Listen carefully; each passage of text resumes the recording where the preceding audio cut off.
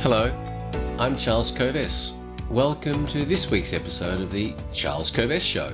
This is episode 52, recorded on the 28th of March 2021. And I note that episode 1 was recorded on the 29th of March 2020. So the observant amongst you would say, well, this should be episode 53. Yes, but we missed the episode over the Christmas New Year week. So, episode 52, what a journey. 1 day short of a full year.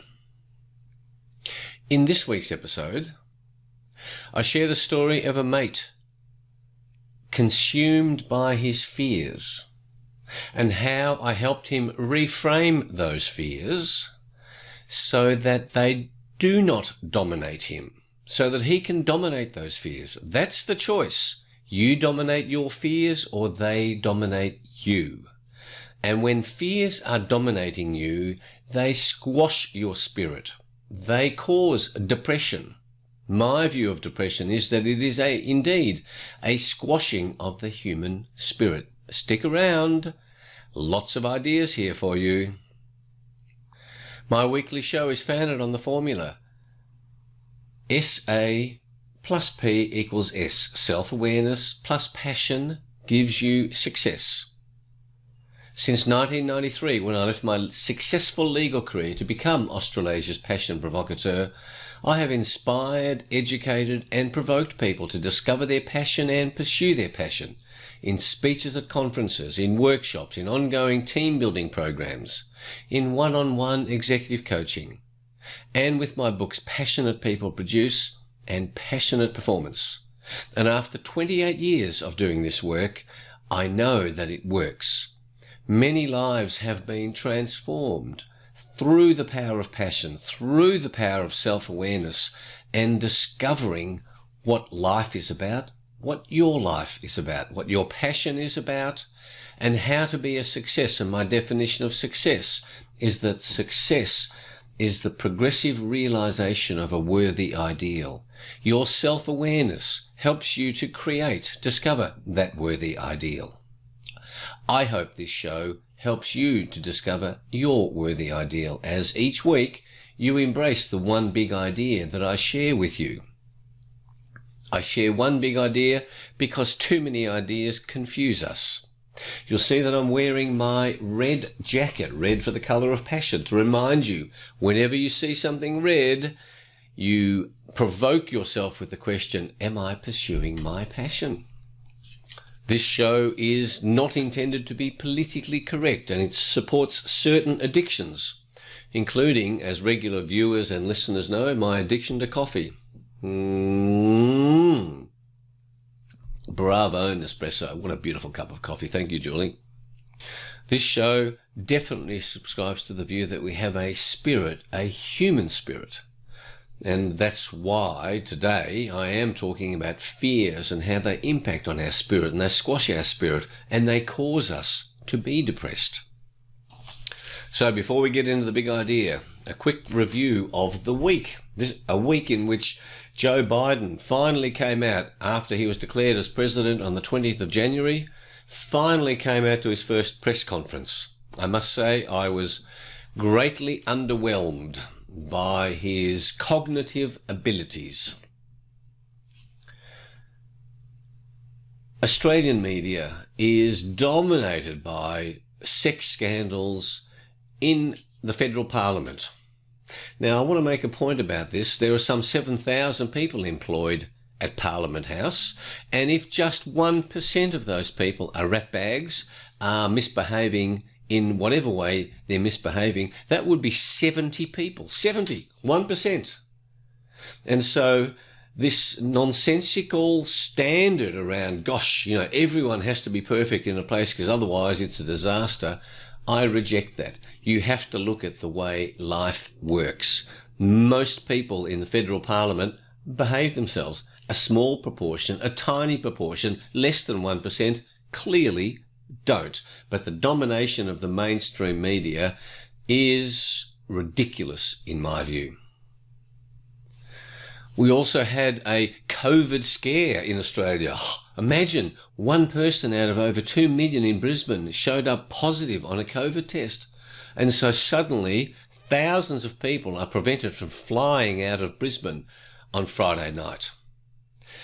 All sorts of plans get thrown into chaos because of one person testing positive in a test that is proven to be 89 to 94% inaccurate. Are we going nuts? Are these politicians nuts? I say yes. They have no sense of proportionality. Media around the world is also dominated by the woke movement, become awake, and the cancel culture. I reject both of these crazy movements driven by a tiny number of activists. And if you want to think about it and you agree with what they do, good. But in my experience, very few people do. They are loudmouthed minority activists driving an agenda to destroy Western civilization, in my opinion. We must push back if we don't agree with it.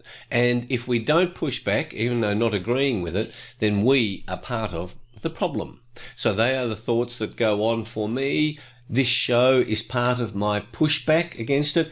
In society, in conversation, I push back against it all the time, and I face the fears of taking the risk that saying something might offend somebody else. You know my views about that.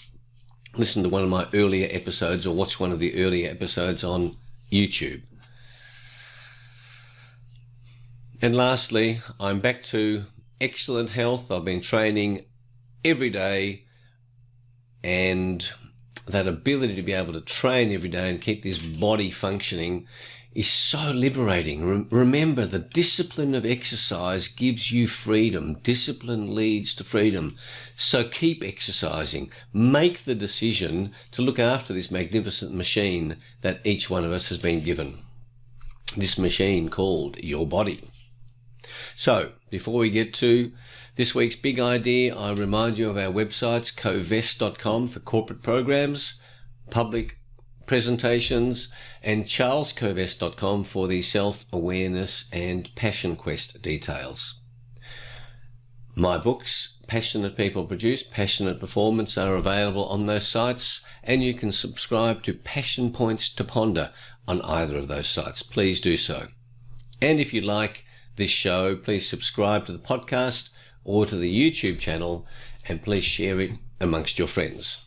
So, this week's big idea: when your fears dominate you, those fears squash your human spirit, leading to depression. This topic came about because I caught up with one of my mates recently who said he's consumed by fear. He's worried about the economy. He's worried about his finances. He's worried about what's happening to the planet. He's worried, fearful. And I said, Johnny, that is a shitty way to live. And on top of that, my mate is a Christian, a committed Christian. So I helped him reframe this thinking, because I reminded him that the Bible says that Christ came for Christians, and this is what Christians believe, and I reminded him of what he's supposed to believe, that Christ came to set us free. When your existence is dominated by fear, you are not free. Christ came, he said, to set us free. For those of you who are Christians.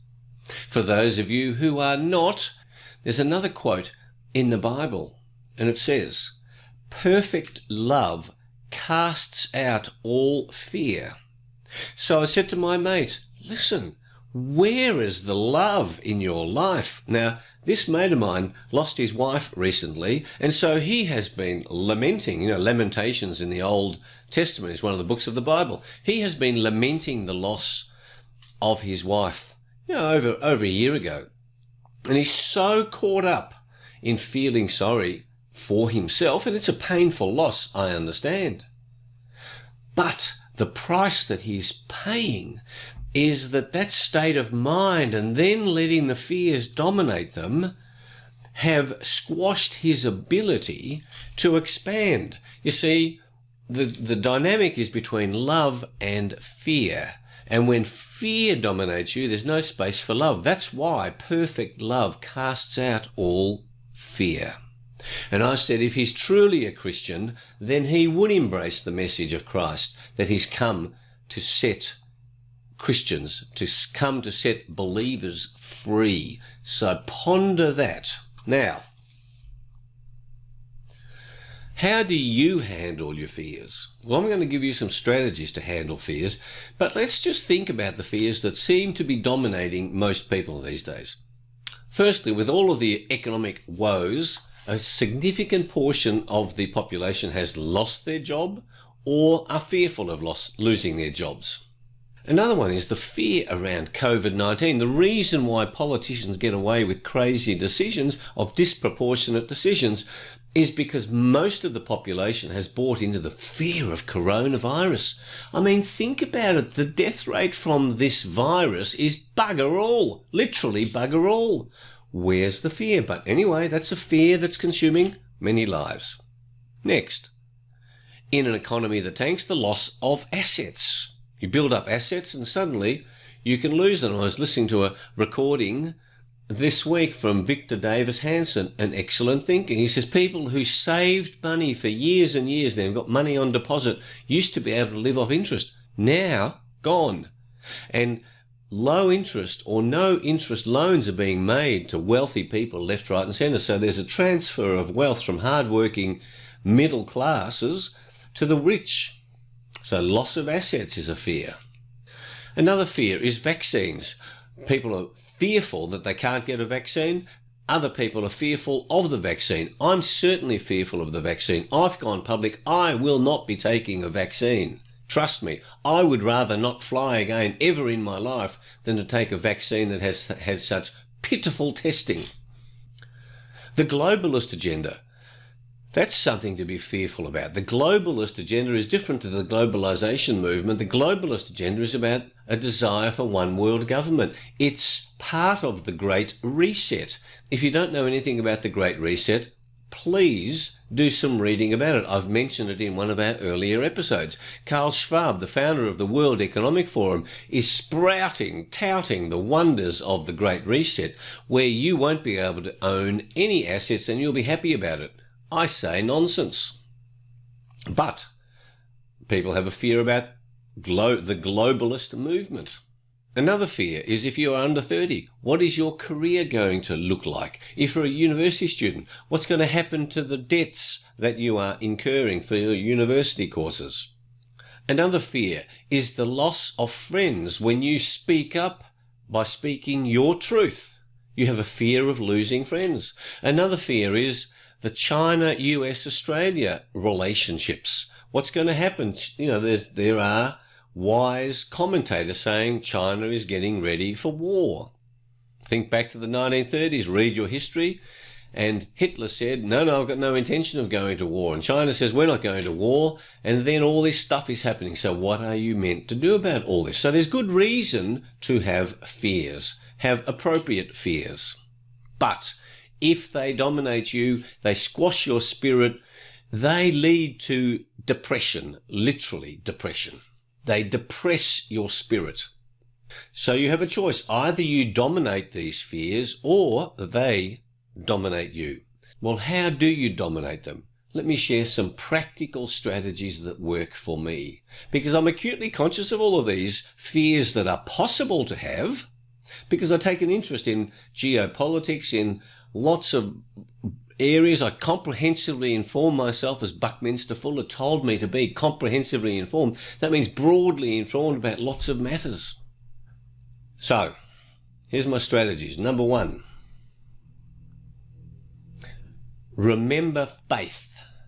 If you have faith in God, faith in Great Spirit, faith in something greater than you, remind yourself of the faith that has brought you to this moment in time, and remind yourself of the basis on which you can have faith in yourself to handle whatever comes up in the future. You are an amazing human being. You've lasted this long. You're listening to this show. You're watching this show. Number two is a variation on that all of the skills that you have developed that brought you to this moment in time, you still have those skills. So that if you lost everything, if all of these fears came to fruition and you lost all of your assets, you would still have your skills. You would still have your knowledge. You would still have your competencies. And I suggest to you that with the correct frame of mind, you would be able to rebuild whatever you lost in far quicker time than it took you to build to this point in time, because you are more capable. Number three, because love is a spiritual element and perfect love casts out all fear, think spiritual. Think the spiritual tips that I have shared with you over the last 51 episodes. Think of spiritual resources, access spiritual resources that you presently have in your library at home, in your network of friends, in your spiritual advisors. Think of coffee. I was being a bit playful there. Think spiritual. What are the spiritual elements? Get in touch with those spiritual elements and aspects and resources in your life. The more spirit you have in your life, the less fear you will have in your life. Strategy number 4, guard your thoughts. Do not let your thoughts, when you observe them, this is self-awareness exercise, when you observe your thoughts heading in the direction of your fears, and you're ruminating on these fears, don't do that. It's of no value to you. Unless you have said, I need a strategy to handle a particular issue, do not let your thoughts wander into the areas about which you're fearful. Guard them. Go to spiritual areas. Go to areas of your life that you love. Go to areas of your life for which you are presently grateful. The 5th strategy is read spiritual books. Read inspiring books. Do not immerse yourself in mainstream media unless you are good at handling your fears. Don't wallow in mainstream media. Most of it is fake. Most of it is fake. I'll say that again. Why? Because there are agendas behind the owners of the mainstream media. Because their agenda is dominated by the advertisers that spend money on advertising and thereby funding those free-to-air and many mainstream outlets. The only way you can get a whole picture is to look at many different sources. But if you find fears are dominating you, then exclude yourself from mainstream media. Watch shows like this that are designed to build you up, not to make you worried, not to make you scared, not to make you fearful. Those 5 strategies work. And you will use those strategies when you realize what a price you are paying for allowing fears to dominate you. It destroys lives. It squashes your spirit. It depresses you. It causes you to be sick. It's a shitty way to live your life. Don't do that. Perfect love casts out all fear. Fear squashes you. You shrivel up. When you come from passion, from your soul, from your spirit, you expand. You're able to give. And you give to yourself and you say, I am capable of amazing things. I am capable of outstanding achievements. And when you think about all of your achievements in your life to date, that will remind you of what you are capable of. So, I hope you find that helpful. I hope you find it as a reminder. Do not wallow in fears, albeit that you can have a lot of them. No, don't do that. Life is this magnificent gift. And the song that I want to bring to your attention is by Neil Diamond. And I was struggling for a song, what's the song that will inspire you? And it's from Hot August Night. And the song is Done Too Soon. And Neil goes through all these amazing global figures through history, and he comes to this telling line. Have a listen. And each one there has one thing shared. They have sweated beneath the same sun. They've sweated beneath the same sun. Looked up in wonder at the same moon. Looked up in wonder at the same moon. And wept when it was all done. And wept when it was all done. Being done too soon. For being done too soon. We get caught up in our fears, and all of these great people had far greater fears than average people, and yet, as Neil correctly sings, they weep because it's done too soon. This is an extraordinary gift that we have. Don't wish that it be done too soon. Live your life. Live and embrace the fears, embrace the challenges, and as you go on your learning journey, looking after this magnificent machine, so that you don't think, hey, it was done too soon. No, because you've embraced this wonderful gift that we have. So my book for you today, an interesting book called The Good Book, a secular Bible. For those of you who are not in the Bible, because I've been talking about the Bible, I thought, we need a secular Bible, The Good Book, compiled by A.C. Grayling, a renowned philosopher who's gone through amazing sources. In fact, if you look at the back of this book, it says A.C. Grayling is a professor of philosophy at London University. And he says the Good Book is made from over 1,000 texts by several hundred authors and from collections and anonymous traditions. Among the most drawn upon being, he lists all these amazing sources. The Good Book is a wonderful source of wisdom, of inspiration, and the quote that I want to share with you, very relevant to what we're talking about, of course, which is what I do with the quotes. Hello.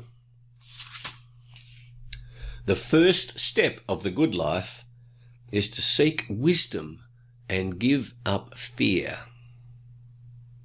Wisdom teaches what is worthwhile and what is illusory.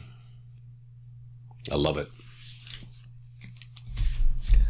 I've told you what my book of the week is, the song, the quote.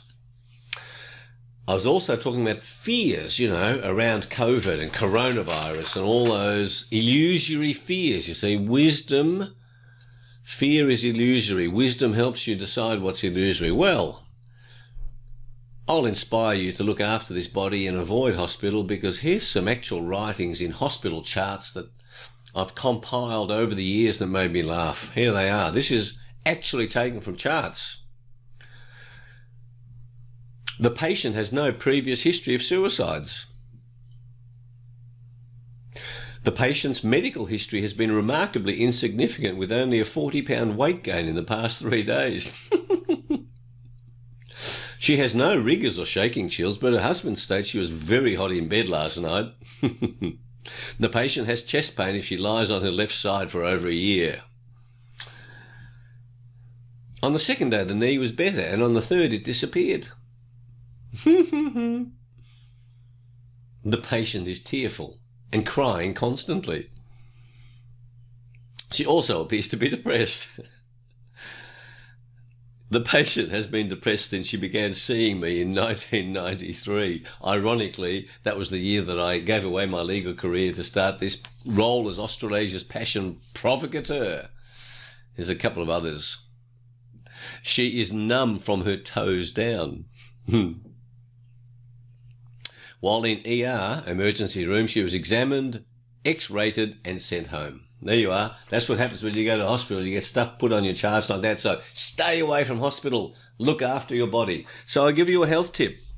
And my health tip is this. Your thinking consumes energy. So if you want to guard your thoughts, have the energy to guard your thoughts, then look after your body. The healthier you are, the more energy you have available to you, and your brain consumes more energy than any part of you.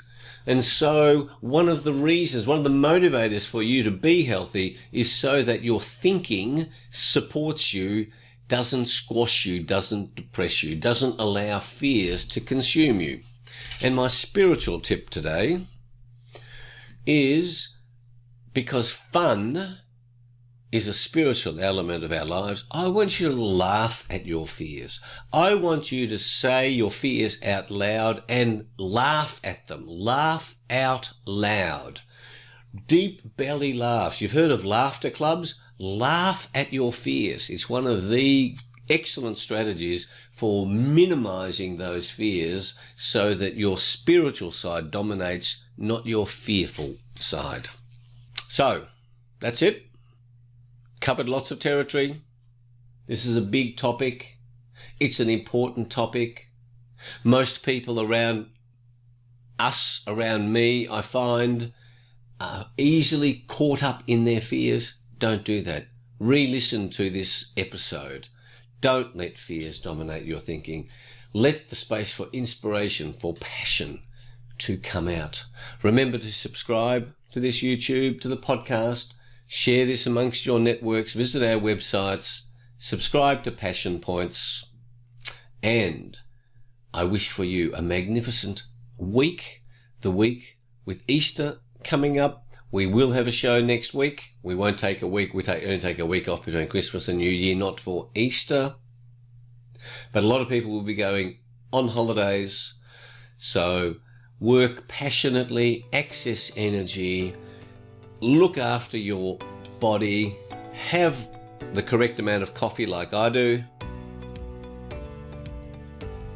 I thank you for being with us. I look forward to being with you next week. Bye.